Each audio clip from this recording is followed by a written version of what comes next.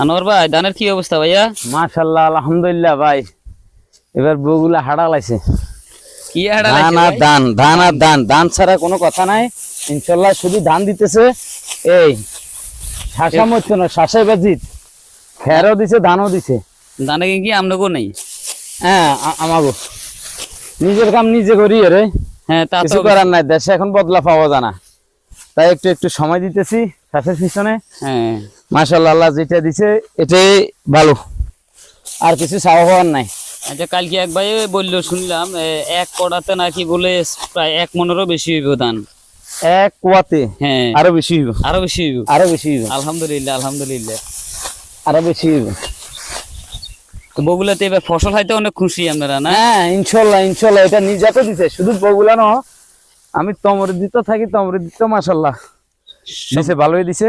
সব ধান আর ধান। কোনো বাতাস